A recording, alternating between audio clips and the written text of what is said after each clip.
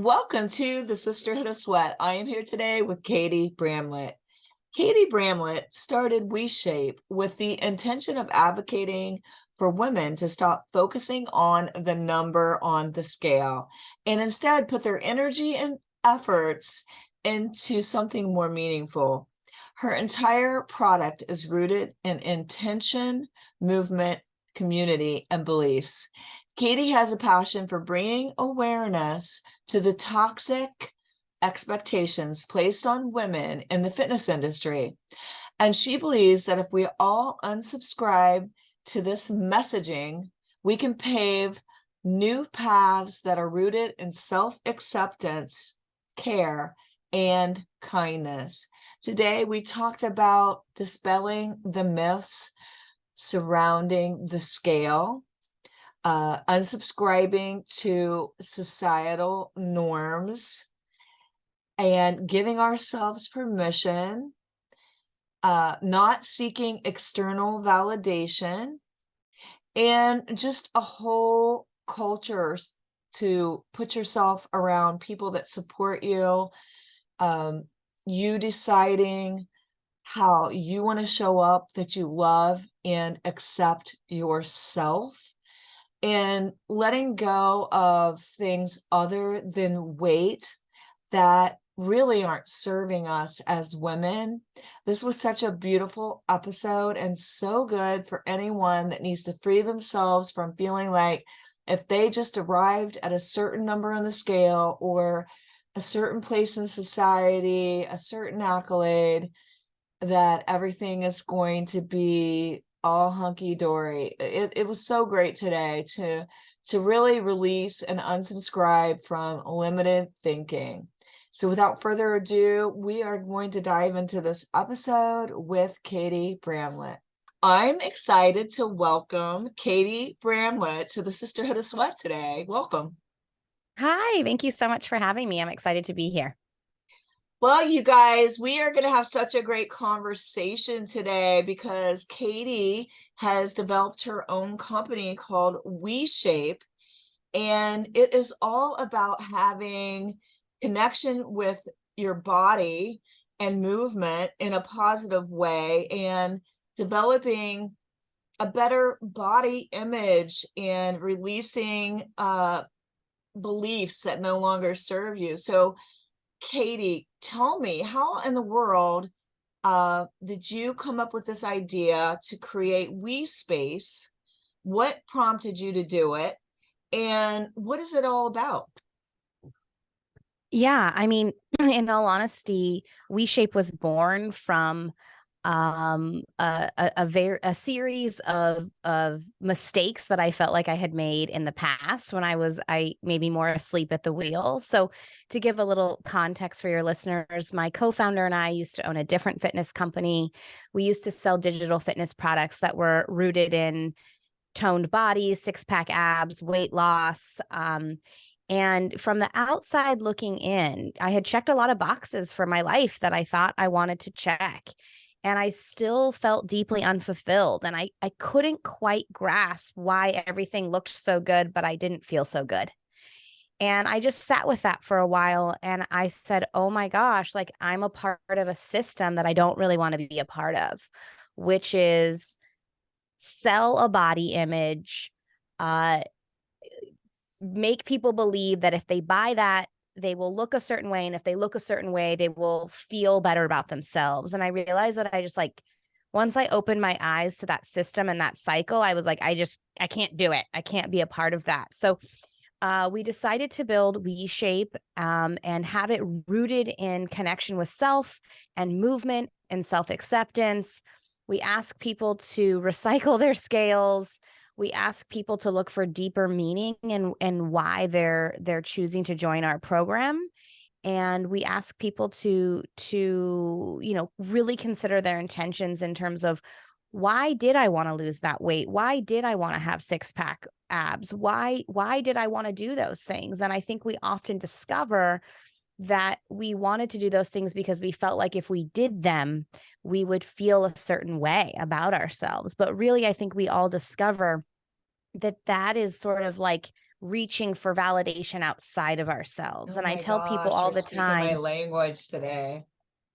yeah, I tell people all the time, if you can't be happy with the body that you're in today, or at least at bare minimum have acceptance of that, no amount of exercise or crazy diets are ever going to make you feel fulfilled, because most often we are acting out of a place of cultural influence that says, okay, there's 8 billion people in the world, and this is the one body type we should all get.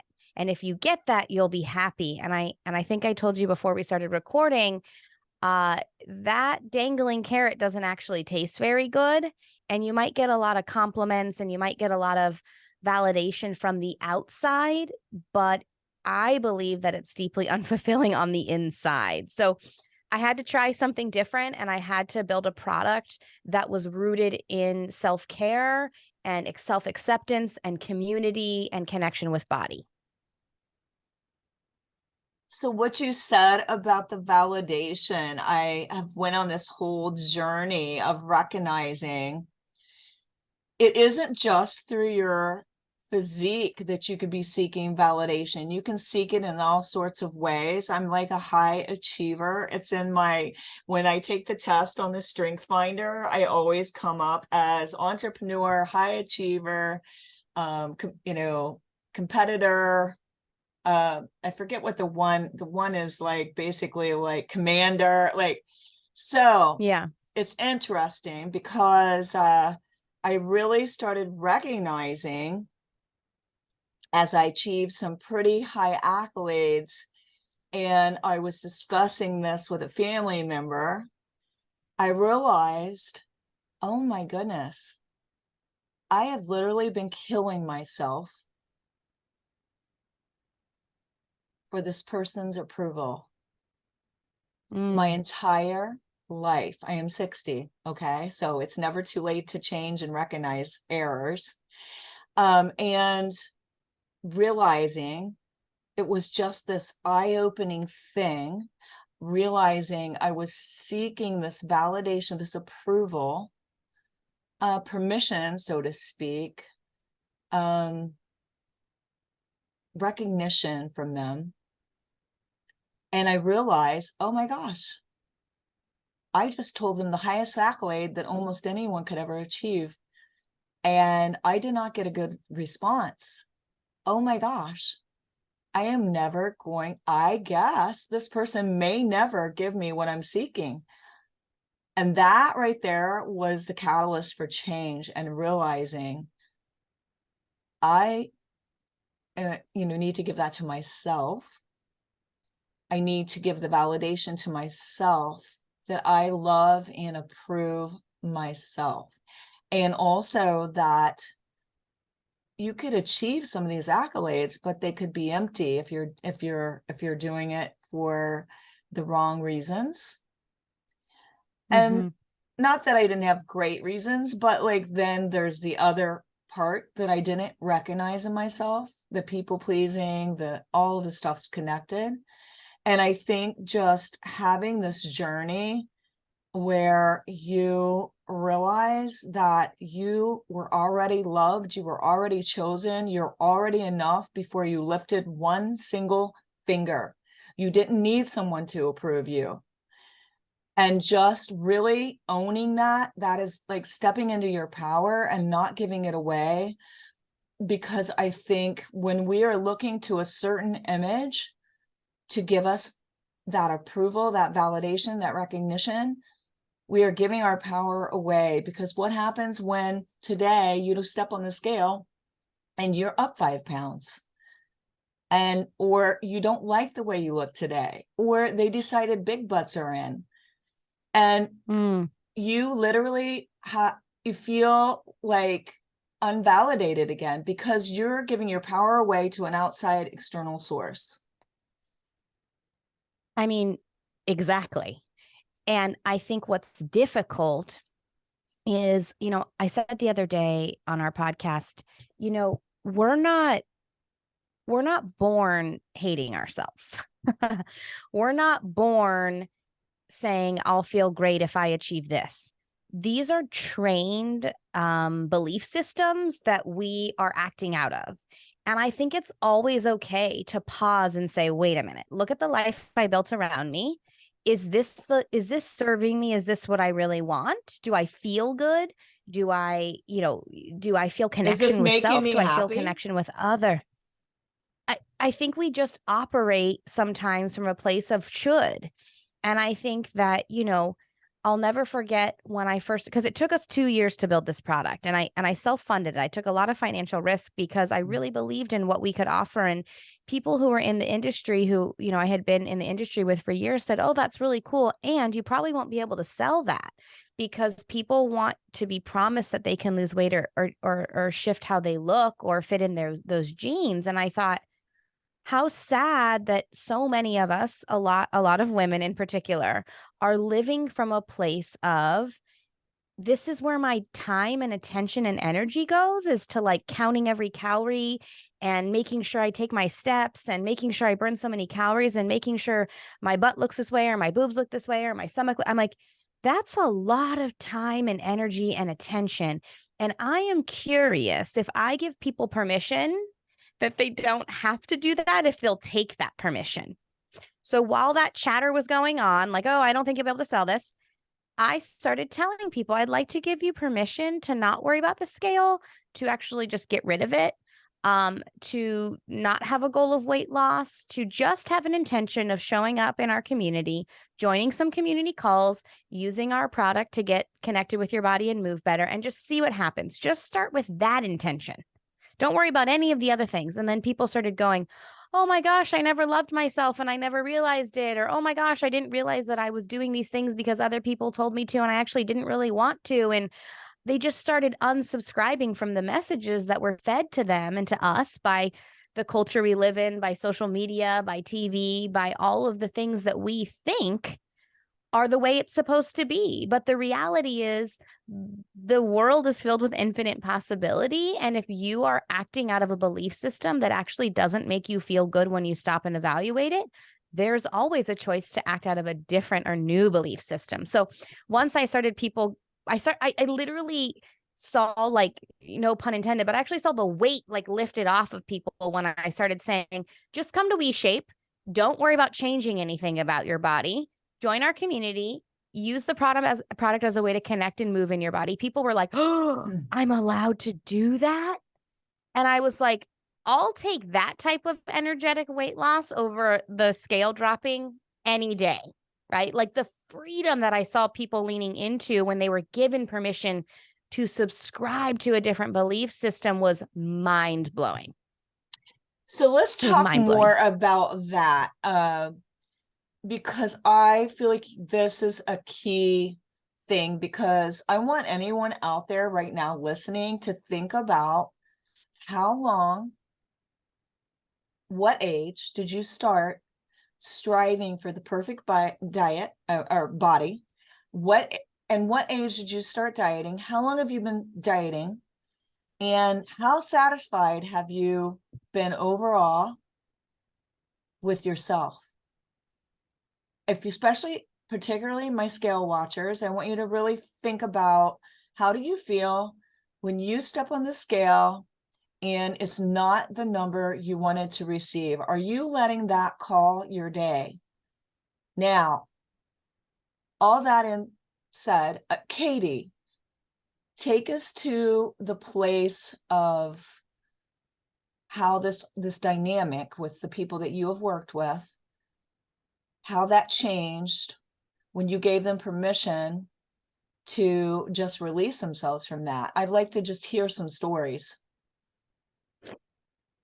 I mean, gosh, first of all, how liberating to own a fitness company and not talk about weight. I didn't think that was possible, but it's possible. Most of what we hear is, I lived for everybody else. I now live for myself. I took care of everybody else. I'm learning how to take care of me. My entire worth was determined by that number. I realized I can have that worth today without any of those things. My favorite one, and this is something I've personally experienced, is I like to have this picture of like, I wake up in the morning and I'm given 100 units of energy. I only get 100. And how many of those units of energy did I spend on, are you gluten free? How many calories did you eat? Did you get your workout in? What does the number on the scale say? Are you meeting your goals? Are you doing the thing? Are you, oh my God, way more than I ever anticipated. And what do I use my units of energy for now? Connection with close friends, hikes in nature, movement. I mean, reading, baths. I mean, like things that I used to obsess about were all consuming. And I don't want to bring like, it's hard for me not to bring sexism into these dialogues because I feel like how convenient that people who identify as female are targeted by fitness companies to obsess about these things so that their time and energy can be consumed with that. Like, what if our time and energy as females was not consumed with what we ate or what the number on the scale said? Like, just that concept alone would create significant dramatic impact in the world, because we would be devoting our time and energy to things that were way more meaningful. And to think that we actually just do that because somewhere along the way, collectively, we were told that our worth was completely determined by the way that we presented physically. I mean, we could just say we don't believe that anymore and do something different, and then like totally have so much freedom in our mind and freedom with how we spend our time and freedom with the thoughts that we choose to fixate on. I mean, I don't think people think about your thoughts as taking so much energy. They do, and then they drive your behaviors. It would just be a totally different world if women didn't act from that space. But I think women are waiting for permission, and I'd like to give them permission on your podcast that we can I will unsubscribe from those totally channels. be in Yeah, alignment with that permission. yeah. Because we We are don't taught have that to. we are taught from an early age that we need some kind of permission slips to go to the bathroom, to spend a night with a friend, you know, all these reasons and things that we think that we have to ask some permission. And sometimes you just saying to someone you have permission is a big deal. But equally, it's a decision. It's a self-made decision that somebody else does not own your worth, that you yourself decide that. You yourself decide what your worth is, not a number on the scale, not the way your body looks this very moment. But like, why don't we embrace our bodies and feel good? And like, to me, a time in the gym when I'm lifting weights, I like to see like, oh, I'm getting shoulder caps. I really like that I'm stronger. I feel more fit. And like that is a self-love thing to me versus looking in the mirror, looking at everything I hate and want to destroy. I mean, it's a totally different. I mean, in WeShape, we have 4 pillars, and the first pillar is intention. Because if you have an intention to come into our community and use our product as a means of changing something about yourself, we already know the end of that road. I've already run that company. I don't want to go back there. It's deeply unfulfilling. And so we always encourage people like really sit with your intention and evaluate it, and then ask yourself, where does that intention come from? Does it come from social media? Does it come from pressure from friends? Does it come from the people I see in the movies? Like, where does that come from? And then just keep asking why. And I feel like once we've asked why about 6 or 7 times, we get to the root of what our intention is. And then we can say, does that intention serve me? And if the answer is no, which often it is, we get a choice. We get to shift that intention and act from that space. So it's always the first pillar of WeShape. You got to get alignment with your intention and why you want to do something. And oh, I have to shout this lady out on my podcast. Hang on, I'm looking for her name. I like totally love her. And I feel like we just hit on why. I don't know if I'm saying her name right, but her name is Colleen Heidemann.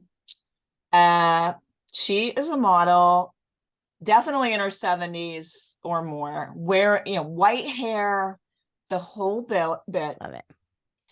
And I absolutely adore her. And I think what it is really is that she embraces herself fully. She loves herself fully. She expresses herself fully without any worry about whether you think she's weird, whether you think she's Yeah. old, whether you think she's bizarre. And the more that she is like authentic, like herself and embracing and loving herself, the more followers she gets. She has like 426K followers. And Oh my what gosh, if that's you incredible. today embrace that self-love about like who you are and just truly gave yourself the permission to show up in your greatness and show up like the way you want to show up, not the way someone told you is acceptable to show up. I think that's beautiful. And I think that, let me just tell you, when people can find that deep connection with self that is not driven by external validation, that is driven by self, there's an energy that comes out of people like that that really is like, it's almost you can't even describe it. And I think that that's what we should be striving for personally. And, I was driving in the car with my 9-year-old the other day, and I had, parenting is rough. And there are moments where I'm like, oh gosh, like how much am I messing this child up? And then she said to me, I started dancing in the car, and she kind of looked at me strange, and I said, you just got to let it go and just be who you are. And she said, no, I know. Sometimes kids at school tell me I'm weird. And I said, well, what do you say to them? And she goes, I tell them I already know that about myself. And I thought, okay, I'm doing something right. But my point is that if if you're connected with yourself and you value you, it actually doesn't matter what our culture or what social media or what anything tells us is the norm or is the standard, because you're not reliant on being like that, because you're relying on your own internal navigation system. So you give, Which we is want to talk more about like a lot, powerful. like significantly more powerful. And I think that we try to get that external validation because we feel like we'll have a sense of control, but the true sense of control comes when you do have an internal navigational system that you're adhering to, that is connection with self regardless of what other people are telling you is the norm. And when you have that connection with self, I actually think that's the highest form of power and control, really. And it's Yeah. it's because you're Yeah. not reliant. You're not reliant on something else to tell you like, okay, you did it. It's like you only have you to check in with. And what a beautiful gift we can offer ourselves. So I think people are ready for this. I will say that. That's what I've learned so far, even though I've had people in the industry say, I don't think this is going to work. People are ready. People are so available for this now. I think what are the first steps then? Like you said you had like a tier, like how like Yeah, for we because have I pills. So think that's important. the first pillar of We Shape, when people come in, is we have them fill out a part of the product that says their why, which is like their intention, right? So we got to get alignment in that intention. We got to dig deeper and shed the beliefs around weight loss and this and that, and just really understand what your intentions are. Our second pillar is movement. So our product, it took us 2 years to build. It's at home workouts, no equipment needed, and it's real time scalability. So people can interact with the screen, and like we have all these different movement matrix that allow people to have thousands of variations of movement so that they can do exactly what's right for their body. So we're not trying to get people to do crazy workouts and have mind over body. Like it's actually the opposite. The mind's a very powerful thing. And sometimes the body is delivering us messages like, don't do that. That isn't work for me. But our mind will sort of override that. And that's just like really setting people up for injury. And it's not really sustainable long term. So all of our workouts are rooted in biomechanics and exercise science and how the body's supposed to move functionally. And then we also offer that interactive feature where people can customize what they need. So we're not focusing on calorie burn or tracking or this. It's just move your body in a functionally biomechanical way. And then the third thing is community. So I knew right after we launched the product in 2021 that we were asking people to unsubscribe to very common belief systems. And I knew that if we were going to do that, they needed support, because if you're at WeShape and you're on one of our community calls and we're like, don't worry about the scale, let's figure out a way we can connect with self, let's offer each other acceptance and kindness and grace and not try to change anything about ourselves. And then you go to lunch with a friend and she's like, oh, I'm losing 10 pounds, I'm only eating this salad. You're like, oh no, like, should I be doing that? Right. So I knew I needed to offer community. So we offer community calls every day where people can call in. We do Zoom calls where people can connect with one another. We have Q&As with coaches about movements. And we just have like an online community that people can be a part of. And then the fourth pillar is belief systems, right? So sort of acknowledging that the way we show up in the world through our behaviors is always rooted in a belief system, right? We don't do something that we don't like have a belief system from. So we have a podcast that we invite experts on about, intuitive eating or toxic weight loss culture or various topics that sort of crack, I like to say, like, crack the door to other possibilities and belief systems. Because if we crack that door and we find a belief system that better serves our physical and emotional well-being, we will then act from that space. So I knew we had to address belief systems as well. So intention, movement, community, and beliefs. That's WeShape summed up. I love that. And I also have tried to create that type of system with the Sisterhood of Sweat. It's all about strong women empowering, achieving together, because I believe together we're stronger. And the support Absolutely. is everything. After having survived domestic violence and many other things in my life, I recognized how important it was for women to have a place to be seen and heard, but also equally to be supported, because that support makes you feel stronger. And I know when I have somebody, just even in an exercise, if I was climbing a rope and I knew somebody was there supporting me, there to help me, there to kind of boost me, they barely have to touch you and you do better. It's extremely powerful. When we launched the community calls, I had stumbled upon some research by a neuroscientist named Wendy Suzuki. And she had done a lot of studies on and evaluating the importance of exercise. And she was doing this research on longevity. And she thought, oh, it's going to be exercise is the top thing. Guess what it was? It was community. And she said, the number one predictor of longevity and a life well spent is community. And she said, I also want to be clear, what we found, it was not that you had a best friend necessarily, although that's incredible. It's the positive interactions with even like the barista at the coffee shop, people you don't even necessarily know. It's that sense of belonging, that sense of community.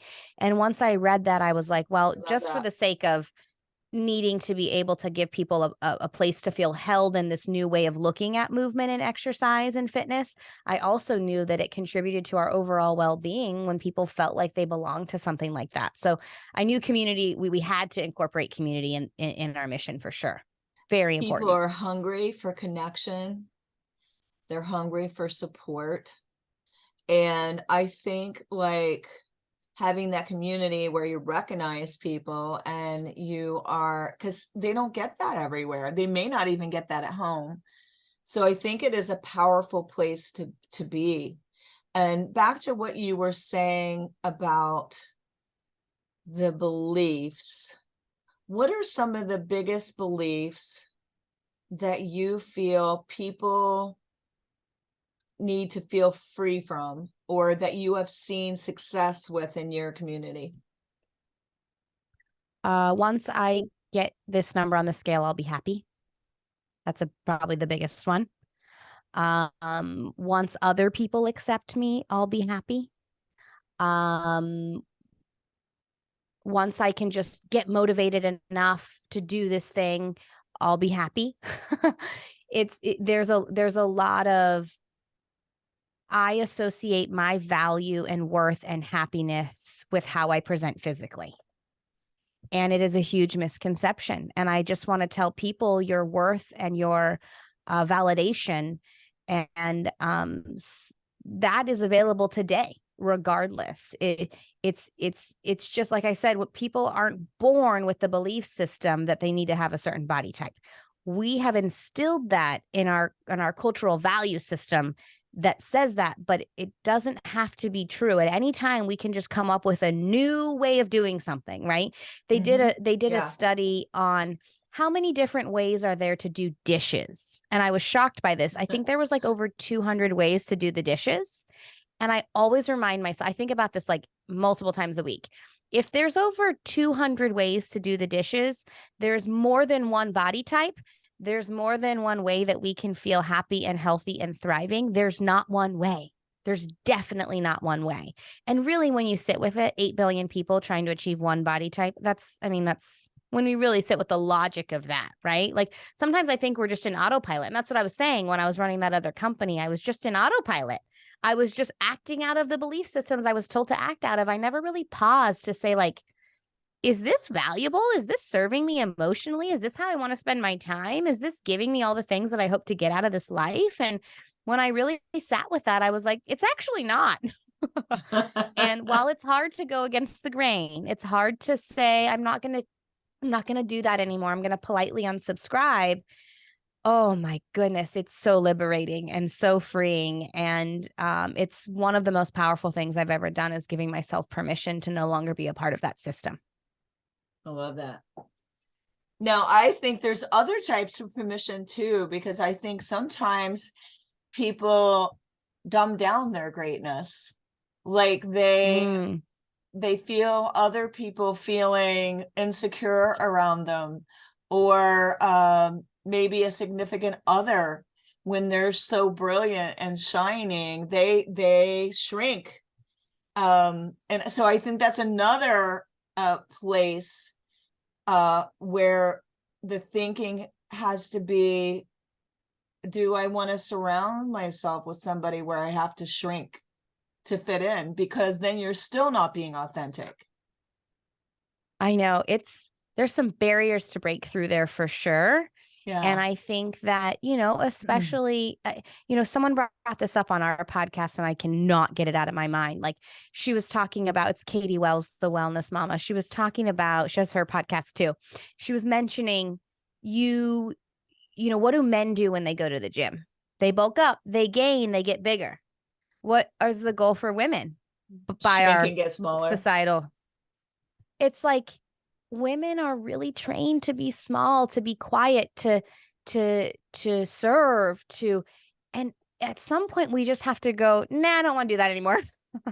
And there are going to be people who are like, what is that person doing? And that's okay, because remember, when we decide that we're gonna find our self-worth through our own internal value system, it means that can happen regardless of what's going on the outside.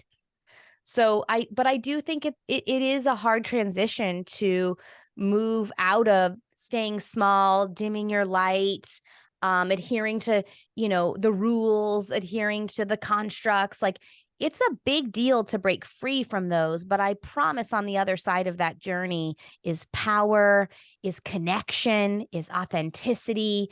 It's things that I think are beyond our wildest dreams, really. And you have to be brave and have courage sometimes, because if somebody has been used to, I don't know if I want to say intimidating, but making you feel like you need to shrink, they aren't going to like it. They aren't. When you rise up and you start owning who you truly are, you're going to get pushed back automatically. And you have to be ready to have the courage to let the chips fall where they may, when you decide to own every piece of yourself. Yeah, think about like what they call, I have a rule in my house. We're not allowed to I have 2 girls. They're not allowed to call each other bossy, because I feel like little girls are always called bossy and little boys are always called leaders. And I sit with these things sometimes and I go, that's how I was raised in this society. And that's where I act out of. And where is that like really not serving me, right? It's not just in the fitness industry. It's like our whole system as a whole really has not given space for a lot of women to just be who they are and have a voice and be bigger and be louder and just authentically be themselves. But I feel like now we're in a time where we can sort of question that a little bit more, and then also collectively find the people who value that as well and are also on that journey so that we can support one another. Because like you said, people are going to give you pushback when you start saying, no, I'm not going to fill these roles anymore. I'm not going to participate because it's ruining my soul. It's squashing me and I don't want to be squashed anymore. I'm ready to just be me. And I promise that there are people out there who can hold you in that, who can care for you in that experience and who are on that journey themselves. So the future is self-love, and I know that sounds really cheesy, but I think that it's really the door to authentic power, and I think that that's the direction that all of us need to go, but especially women who have been made to feel like they have to play a role or stay small or do it a certain way. And I just want to say you don't have to. And true too, when you start owning your power, you recognize that people in your life should want the best for you. They should want you to be your healthiest self. And like also equally letting other people in our lives be their best selves. Like it's a Yeah. whole gamut, right? And so I think like when we're talking about owning our authenticity and coming from a powerful place, it goes so many ways. Like it goes all the way to owning who you truly are and being unafraid to step into that. But it also goes to saying, you don't define who I am. The scale doesn't define Mm-hmm. that, and society doesn't define that. It's just taking that full ownership of you, and you define, right? You define for yourself what what body you want to be in, I guess. Like, I mean, acceptance of yourself. Yeah. I mean, we really do have the power to do that. And I think that people are just waiting for permission. And if my company can be the catalyst for that journey and for opening that door to other possibility, I will feel like my work is worthwhile for sure. So good, so good. This has been such a great conversation today. Tell everybody where they could get a hold of your product, reach you on social media, and if you have any special links. Yes. So we have two social handles. We have a WeShape social handle that's all about movement content. And then we have the WeShape podcast social handle that's all about, breaking toxic weight loss culture and evaluating beliefs and all that fun stuff. We have a podcast. We release one episode a week, the WeShape podcast. And then I have a special link for your guests. It's WeShape.com// sisterhood of sweat. So if you go to WeShape.com// sisterhood of sweat, you can get a free 2-week trial to WeShape to check out our community, try our product. And I'm just so grateful that I got to connect with you. Such a great conversation. And I love the work that you're doing, Linda. Thank you so much. Tell me, this is my last question for you. What was the most surprising thing for you that you had to let go of that changed your thinking? I thought that I had to be an expert in anything I was doing if I was ever going to try to do it. And I realized I could just try to do it. So, that was my own limiting beliefs, right? I thought, oh, once I've gone through my own journey of understanding how to have better self-love and self-acceptance and breaking these belief systems, then I can help other people. And I thought, well, you're going to be about 99 years old before that really happens. So you might as well, open the door and bring people along for the journey now. So just the belief system that I had to be some sort of, world-renowned expert in order to offer people support in this journey was a huge belief system Oh I my overcame. gosh. So that had to be such a release, because that could be a release today for someone listening. If you think about how long have you been thinking, if I was just a certain weight, or Mhm. if I had a certain accolade, like it when I get here or there. But like I found with some of my dreams, my biggest dreams that I've had, they didn't happen until I saw myself there and I like spoke it out and I showed up that way. And it was always when either someone spoke it out over me or I just spoke it out myself versus thinking that it's this thing somewhere out here that someday I'll be perfect enough to arrive to. It's really a Mm, decision, I think. It's a decision. You decided you were going to get started with WeShape, and now here we are. I decided, though I didn't have an MBA, that I was going to open the Sisterhood of Sweat. And here we are, expanded 3 times and wow. still growing, still going. And so you just never know where you could end up. But if you never start, you'll never get there. So it's all that just letting go, deciding, starting. And the letting go process is big, like letting go of these beliefs that are keeping you stuck. So I really enjoyed your Hmm. commentary, your answer. Um, I loved your thought process behind the company. And so I have really thoroughly enjoyed having you on today. Thank you so much. And I hope we can connect again. This has been a true pleasure. Perfect. Thanks everybody for listening to this episode. Give Katie some love.